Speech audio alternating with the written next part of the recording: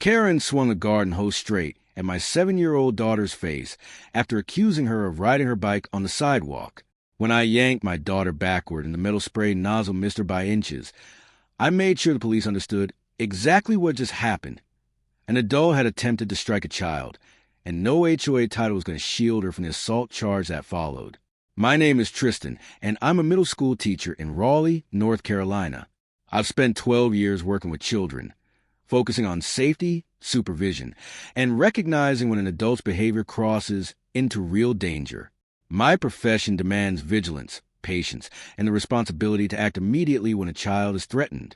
What Karen didn't realize when she attacked my daughter was that she had done so in front of someone trained to identify child endangerment and legally obligated to report it. And I wasn't going to let it slide. We live in Oakwood Trails, a neighborhood built in 2013 with tree-lined streets and wide sidewalks designed for families. It's the kind of place where kids ride bikes, draw with chalk, and play outside every afternoon.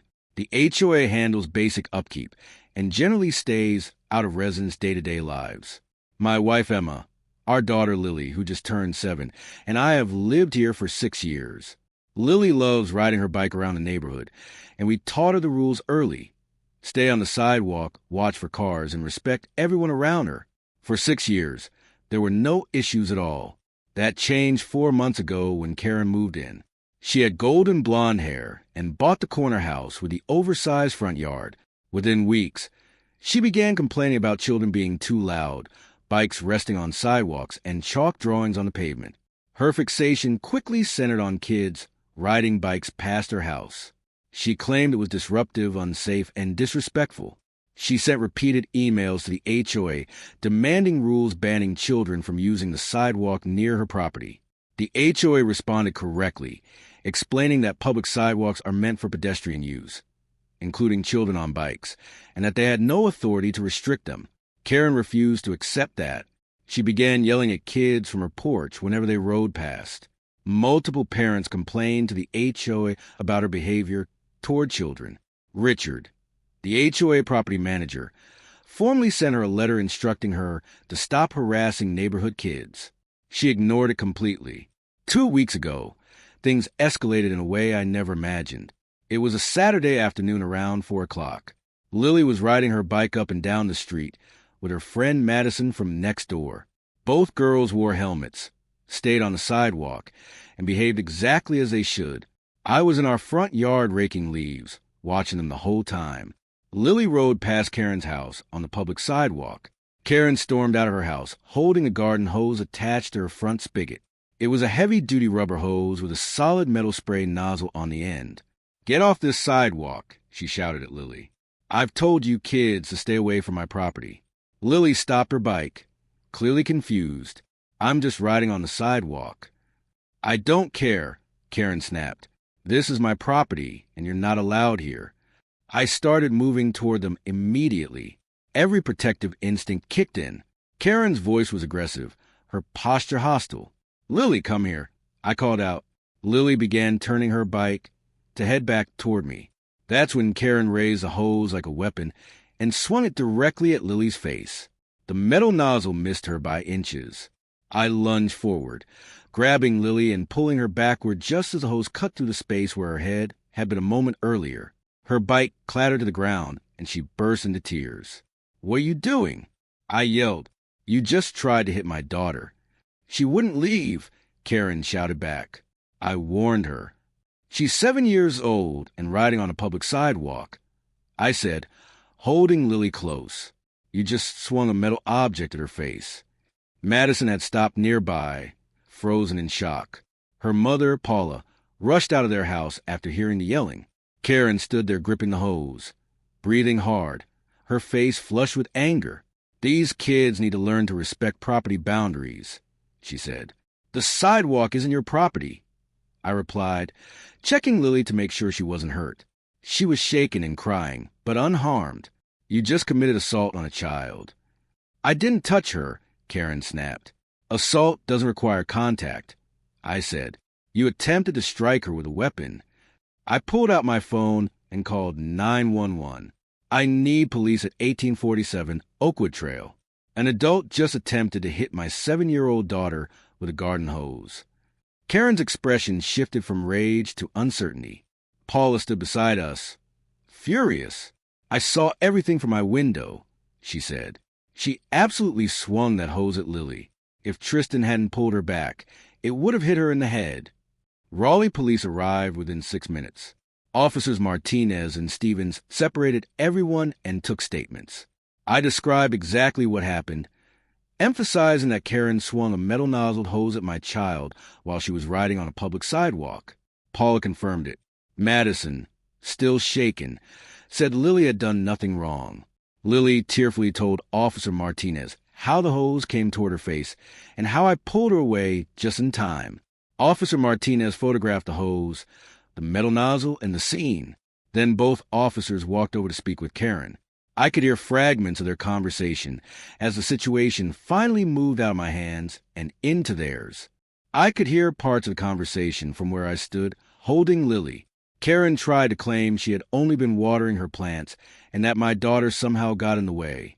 But Paula's eyewitness account in my statement made it clear that Karen had deliberately raised the hose and swung it toward Lily's face. There was no confusion about intent. Officer Martinez walked back over to me. "Mr. Reynolds, based on the witness statements in your daughter's account, we have probable cause to arrest Ms. Stevens for simple assault. In North Carolina, attempting to strike someone with an object, even if no contact is made, meets the legal definition of assault. Because the victim is a minor, this is especially serious. I want to press charges," I said without hesitation. "She tried to hit my daughter in the face with a metal object. If I hadn't pulled Lily back, she would have been struck in the head." "I understand," Officer Martinez said. "We'll be making an arrest." I watched as Officer Stevens placed Karen in handcuffs and informed her she was under arrest for simple assault. Karen immediately began protesting, insisting she was being targeted for trying to enforce neighborhood standards. "Ma'am," Officer Stevens said firmly, "you swung a hose at a 7-year-old child. That's assault. Your justification doesn't change that." Karen was placed in a patrol car and taken to the Wake County Detention Center. Over the next hour, neighbors stepped outside to see what had happened. News traveled fast that Karen had been arrested for attacking a child. The reaction was universal disbelief and anger that an adult in the neighborhood could behave that way. I took Lily inside, stayed with her the rest of the evening, and made sure she understood she hadn't done anything wrong. Emma came home from work later that night and was horrified when I explained what happened. "She could have seriously hurt Lily," Emma said, hugging her tightly. "That metal nozzle could have caused concussion or broken bones." The following morning, I filed a formal complaint with the HOA detailing Karen's behavior. Richard called me within hours. "Mr. Reynolds, I am so sorry this happened. The board is holding an emergency meeting tonight to address Ms. Stevens' conduct. Attacking a child is completely unacceptable. The criminal case moved quickly. The Wake County District Attorney's Office treated it seriously because the victim was a child. Karen was formally charged with simple assault, and due to the involvement of a minor and a potentially dangerous object, the prosecutor was unwilling to offer any lenient plea deal. Karen hired an attorney who attempted to argue she had been defending her property. The prosecutor responded that public sidewalks are not private property and that swinging a heavy object at a child's face is never a reasonable response. 2 months later, the case went to trial. I testified about what I saw and how close my daughter came to being hit. Paula testified about witnessing the incident from her window. The responding officers testified about the evidence they collected and the statements taken at the scene.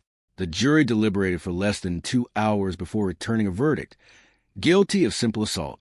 The judge sentenced Karen to 45 days in jail, suspended in favor of 18 months of supervised probation, 100 hours of community service, mandatory anger management classes, and a no-contact order with my family.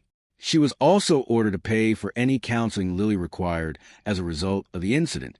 By that point, the HOA board had already barred Karen from holding any future board positions and issued a letter to residents stating that harassing children or attempting to restrict their use of public sidewalks would result in immediate action. 3 weeks after her conviction, Karen listed her house for sale. She moved out within 2 months. I later heard she relocated to a condo in Durham, where she wouldn't be surrounded by neighborhoods full of children. Lily was understandably afraid to ride her bike for several weeks. We worked with child therapists who helped her process what happened and understand that the behavior she experienced wasn't normal. Slowly, her confidence returned. Now, months later, Lily rides her bike again. She's still cautious near Karen's old house, even though a friendly family with teenagers lives there now. Several parents have thanked me for pressing charges and ensuring Karen faced consequences. One mother admitted her daughter had been verbally harassed by Karen multiple times, but she hadn't known how to respond. The family who bought Karen's house removed the front hose setup entirely and installed a sprinkler system instead. The husband told me he didn't want anything in his yard that could be turned into a weapon. I still keep the photos Officer Martinez took that day. The hose, the metal nozzle, the measurements of where it all happened. They remind me that protecting your child sometimes means pursuing justice, even when it's uncomfortable. Teachers at my school later discussed the incident during professional development as an example of recognizing adult behavior that endangers children. My principal used it to reinforce why threats against children must always be taken seriously. Kids still ride their bikes on that sidewalk every day. That's how it should be. Public spaces belong to everyone, especially children who deserve safe places to play. If you ever seen an adult threaten a child or try to block kids from using public spaces, share your story. Send this to parents who need encouragement to stand up for their children. Sometimes protecting your child means being willing to pursue criminal charges, even when others tell you to let it go.